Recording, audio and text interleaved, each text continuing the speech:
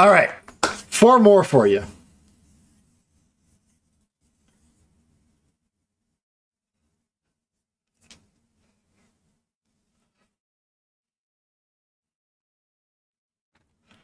And there was much rejoicing. Hey, Mickey, thank you for the 10 bits.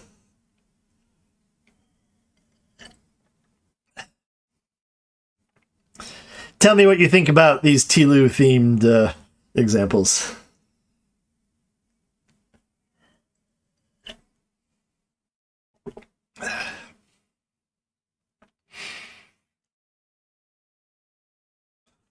Thanks, Walter. Yeah, the police are not obviously Tilu examples, but the...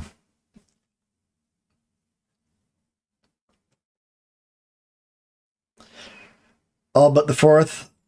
Fourth isn't right. Okay. Any others?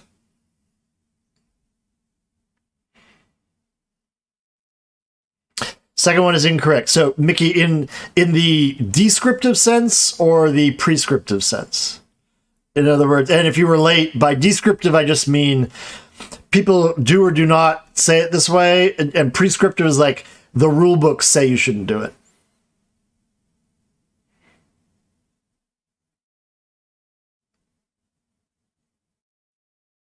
Mm-hmm.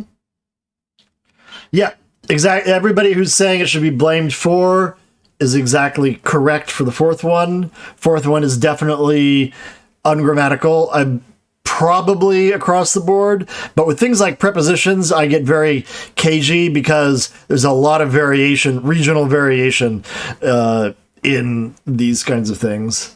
Right. Yeah. So I put this on for the lay-lie thing. Right. And in fact, number 1 is perfectly correct in all standards. Right. Number 2 violates a prescriptive rule. Right. Prescriptively, you're supposed to distinguish between lay, which is a transitive verb. You lay something down, right? So you have to lay something. So in this case, she lays her weapon. There's a direct object on the ground. Lie is an intransitive verb. So lay means to put. You put something. Lie means to remain, to rest, right? So here, this is the sense of rest. So the correct verb is lie. This ought to be prescriptively lying on the ground. But notice I say prescriptively because people use these two forms interchangeably all the time. Right. So if you're writing something for publication, you would want to correct laying in the set, to lying. Right. But in spoken English, you're right. It is interchangeable. And that is my point. Right. Can I join your group? Nah, piss off. Chris, thank you so much for resubscribing. The Romans already. Really appreciate it. So not actually active versus passive, Kiwi. We will talk about that difference later on. Is laying is actually what's called the progressive. That's not a passive. But I will teach you all about the passive and active voice. That is something that I've heard even English teachers screw up. So, yeah.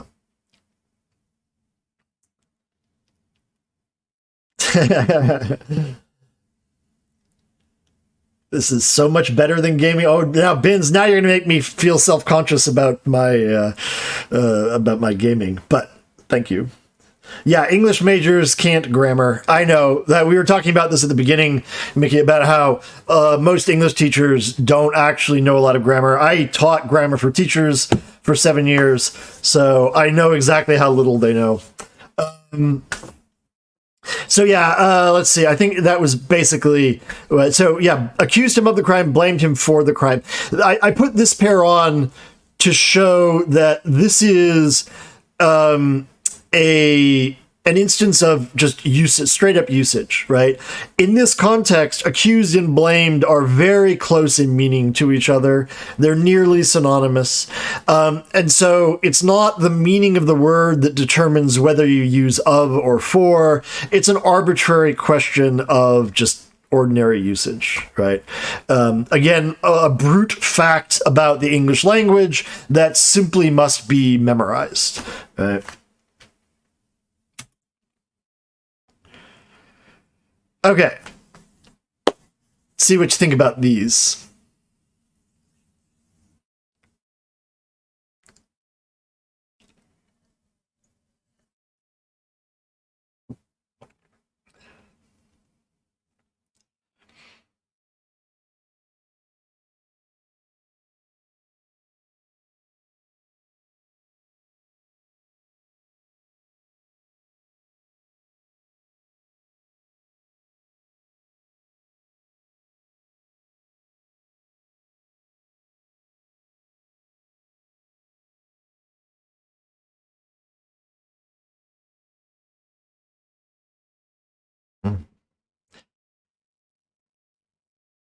You feel like you don't like the first one, so interesting.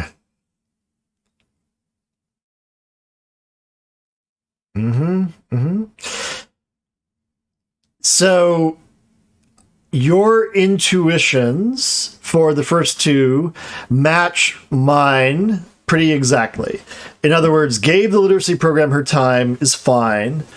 Donated the literacy program her time is not, right? I'm curious to know why you think the third one is weird. Go for it. Tell us, Mickey. I'll keep talking about the first two. So what's going on there is give is what is called a ditransitive verb. In other words, it takes two objects, an indirect object and a direct object. So the literacy program, the thing that receives something, is the indirect object. Her time is the direct object. A subset of transitive verbs can do this. Donated is a transitive verb. You donate something, but it's not a ditransitive verb. You can't, it doesn't take an indirect object. You can say donated her time to the literacy program. Those of you, whoever said that, like Kiwi said that, exactly right. In the school book grammars call that an indirect object, but it's actually not. And this is one reason why we say it's not. But again, we'll come to this. This is a preview of what we'll be looking at when we're looking at verb structure, right? But so the donated one, that again is, there might be some varieties of English where that's descriptively grammatical, but for most varieties of English, that is descriptively ungrammatical.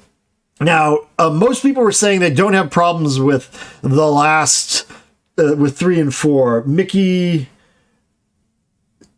no, that's not the problem. The comma there is fine. Opening when you put commas in opening phrases like that is a bit of an art form, but you could omit it there. It's sort of on the edge of where it would be required. The actual reason I put it here was their seats. Okay.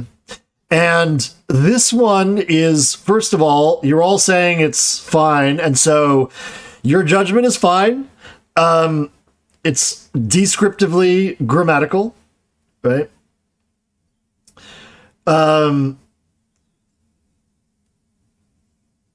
Yeah. Well, okay.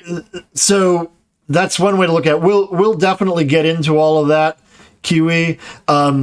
There's a lot to say about how that works. What that's basically doing, that's a simplified form of what we call semantic roles for things. And we're going to talk a lot about how that works, right? It's far more detailed than that kind of question can turn up, and there's some complications there, but it gets at a truth of at least part of the structure. But that doesn't tell you, but answering those questions, those semantic roles, doesn't tell you about the function, right? You're right. So the syntax, like how much word order variation you have available and stuff, varies widely from language to language. The way I like to think about this is like the two versions of give that work are basically alternatives, right? And grammar gives you options. Don't think of language as providing you with a single way of talking about things, right? You have multiple options, even in the strictest standard English construction. And Bins, thank you so much for the gift sub to Mickey. You're wonderful. I really appreciate you. Yeah, you've got options. The more you understand about how it works, the larger your toolkit of options is. Yep. But the other thing to consider, so with ancient Greek grammar, you're studying from books like authentic ancient Greece. Like if you could go back in time and actually speak with Socrates or whoever, there would probably be a lot more variation and options than you see in the books, because you're just studying ancient Greek writing. So you're looking at a narrow, record of elite Greek usage, right? And so all the variety that would have been there in the spoken language doesn't make it into the historical record. And then people write the grammar books about it and they set it up as a very rigid system, right? Just like Latin, we know from the way that Latin developed historically that Latin at the time of Cicero was far more than Ciceronian Latin. There was huge variation there, right? It just gets swept under the rug of history. So,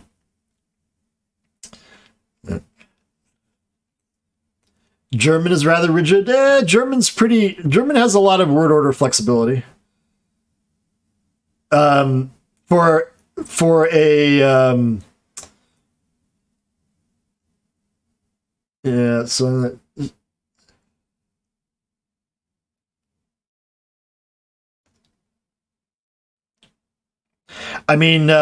think it was Mark Twain who quipped that Schiller managed to stick the entire history of the 30 Years' War in between two halves of a separable verb.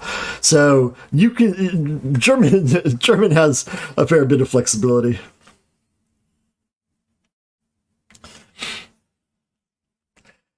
Okay, so to come back to the intermission one, number 3 is one that is descriptively grammatical, but prescriptively ungrammatical. And this is one that, like, the usage books that complain about this are very picky, but here's their logic. Everyone, is that a singular or plural noun?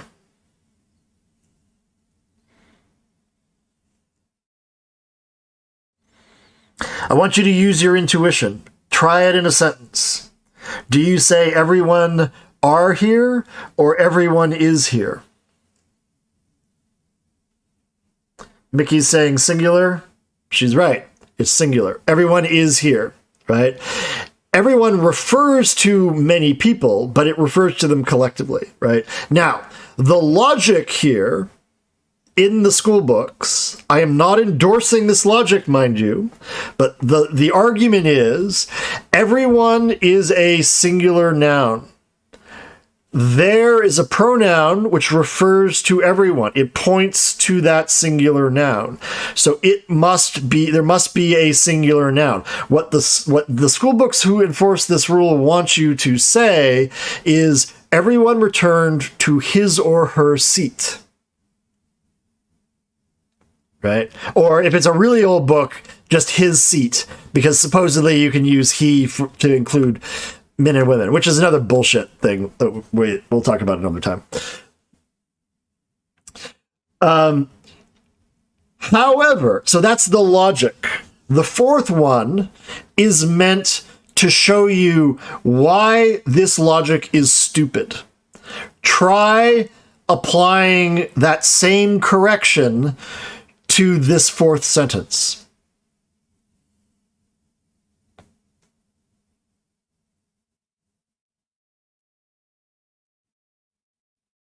Yeah, exactly. It's ridiculous. Everyone at the party was speaking Spanish, so I spoke Spanish with him or her. It's impossible. That is descriptively ungrammatical, right? Now, no one talks like that. Exactly. Now, this sort of counterexample, the way that people deal with it tells you a lot about their attitudes, right? I come from a sort of very evidence-based empirical background, right? Linguistics, I like. So when I see an example like this, what I think is, okay, you have a hypothesis. There has the antecedent everyone, it must match in number, therefore you do this. This sentence falsifies your hypothesis. Fix it, make it better, right? That's what I say, right? A prescriptivist, however, or at least the dedicated ones, are committed enough to their rules that they will say, well, in that case, you should rewrite the sentence to avoid it. In other words, they want to rather than revise the rule, they have you revise how you speak to try to dance around the problem, right? So, and to me, that's nonsense, right? If the rule doesn't work, fix the rule. So, if you ever have a teacher or editor try to tell you about this everyone, his or her rule, you're welcome to give this example to them, right? It's like, okay, smartass, how would you fix it? She forbade the use of the word it. Oh, I've had teachers, I've observed teachers who have those arbitrary things. What would she have you do if you wanted to say it's raining? There is rain outside? I mean, the head of the word things, oh God.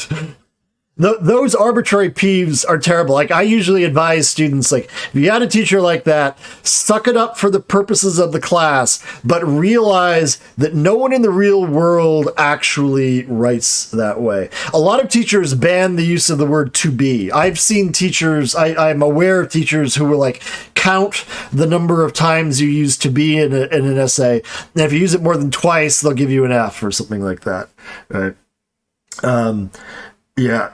Those are, I despise that sort of pedagogy. That's like, it's like, show us the reason. Let me give you another example of stupid, narrow-minded pedagogy. How many of you were told not to begin a sentence with because?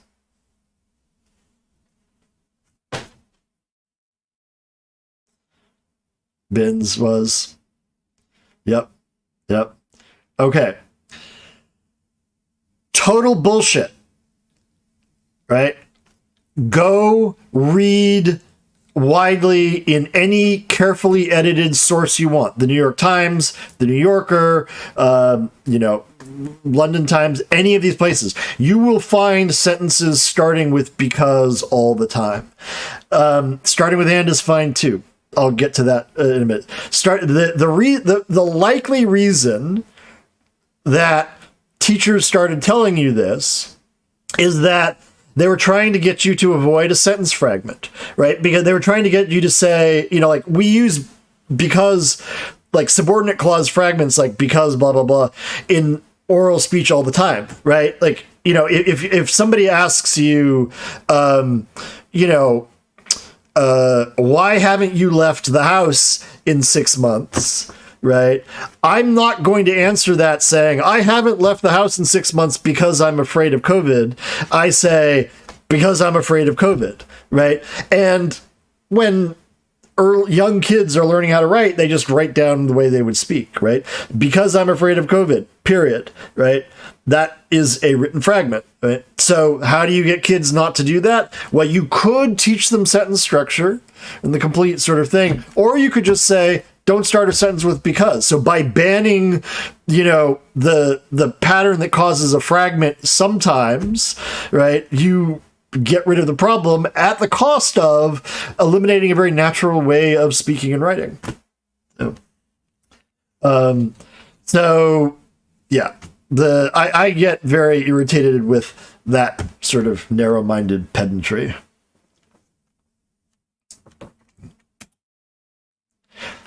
Here's 4 more for you.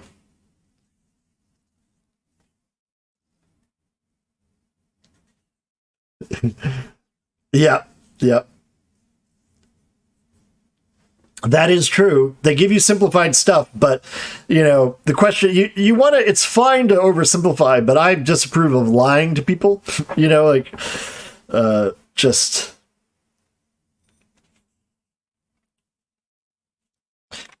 So, what do we think of these four?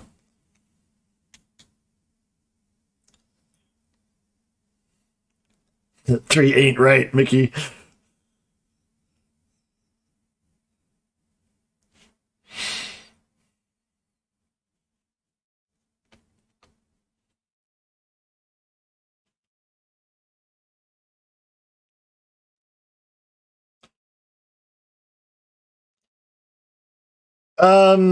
Yeah, I mean, a number of these features, like multiple negation and stuff, Tuffy, would count as things that have been eliminated. Um, I'm sure we could think of other examples. That's the biggest one.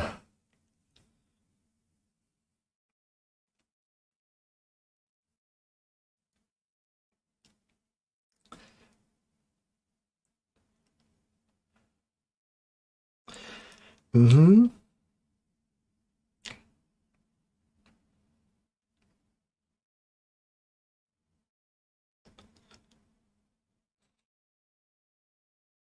Okay.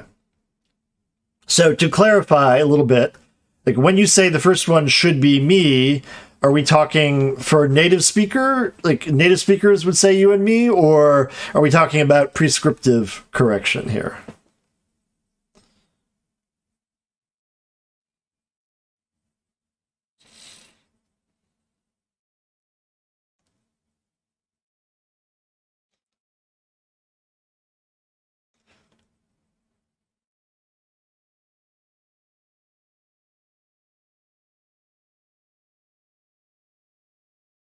Okay.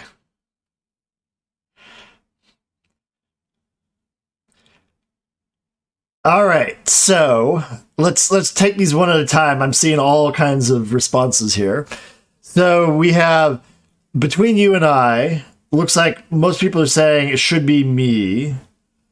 What I would say there is, if you're following the prescriptive grammar rules, you and me, this is an interesting one though, because you're used to saying X and I, right? Because I say you, but if you've sort of gone through the usual education process in English, you get beaten over the head about saying things like me and Johnny are friends, right? No, it's Johnny and I.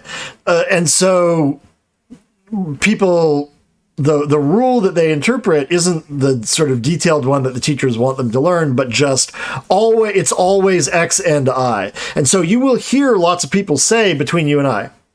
Okay? This is the case.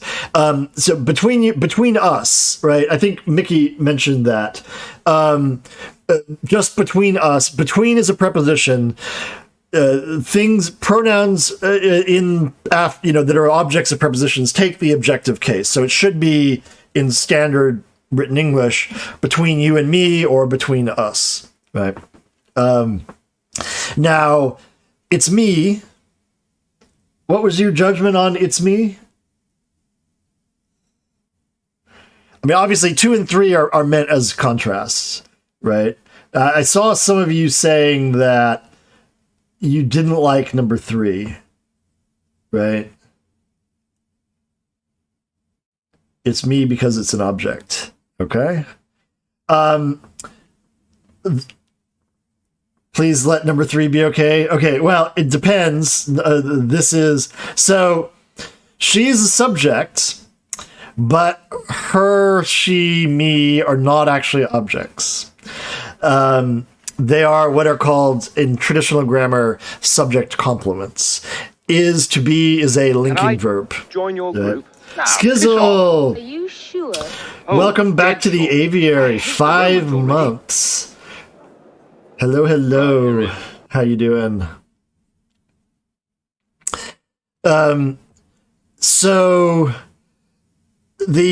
the formally correct way that they want you to do it. So the logic is, because it's a subject complement, the logic is it ought to be in the same case as the subject. And that is true for Latin. That is correct of Latin grammar. And this is something that has sort of been imported by the school books on the assumption that, well, if Latin does it that way, then we should do it that way too. So it is I, this is she, is what the traditional school books want you to say here, right? And therefore, this is why Kiwi and other people, you may have been taught to answer the phone, right? Is so-and-so, is Kiwi there? This is she, right? That's the sort of formal way to do it, right? But if you think about it, I mean, other than a kind of formal situation, would you ever use that? I mean, like imagine number 2. You call your significant other up. Hey, honey, it is I. All right, Davey. Thanks for hanging out. Appreciate it. Get some good sleep. Yeah, I mean, if you said that to your significant other, there's a reasonable chance you would not have a significant other for very long, unless you said it like, you know, 'tis I, you know, like you sound like a Dudley Do-Right out of, you know, like, 'tis I, come to save the day, right?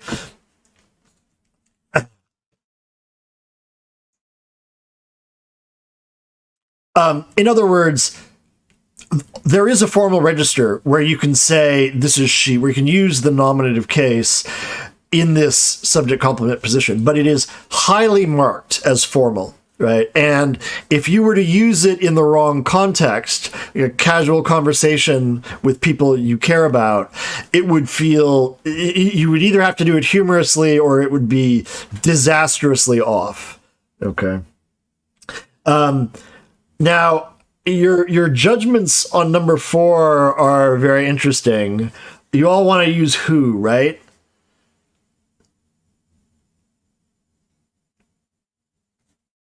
I seem to think you think whom is right, Kiwi. You want whom, so yeah. So in spoken language, yeah. Not even just because of phones. It's me for ages, right? I mean, like, that's the natural. I mean, think about in French, you don't say c'est je in French. You say c'est moi, right? I mean, there's no logical absolute reason why you have to use the nominative form there. Been speaking. Yeah, you in other words, you're avoiding the problem altogether. So with whom or who? This is one of those cases where I strongly suspect that all native speakers who haven't been exposed to strict grammar teachers would instinctively say, who did you meet at the party? Right? In other words, that is descriptively grammatical.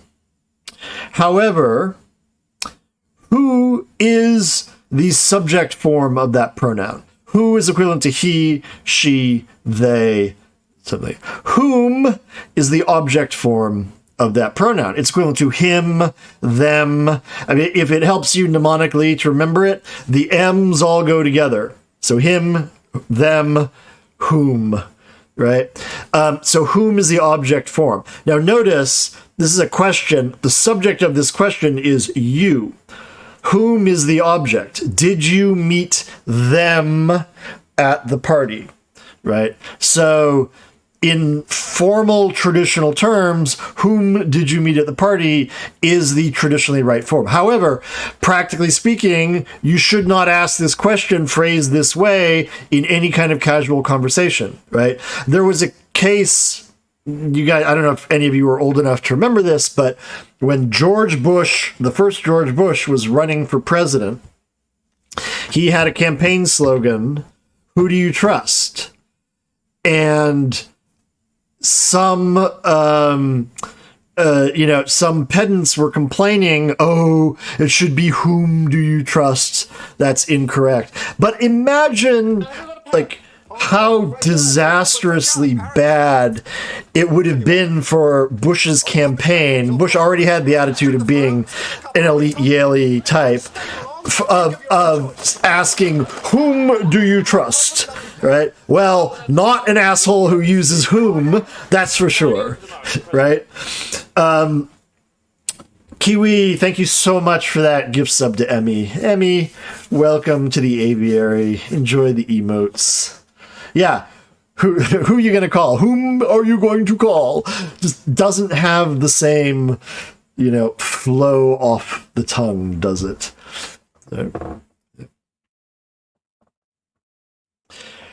Right. So this is she. Whom do you meet? I mean, although these are very marked and formal, I mean, I guess technically they're descriptively grammatical, but very few speakers use these, probably none without explicitly being taught to use them.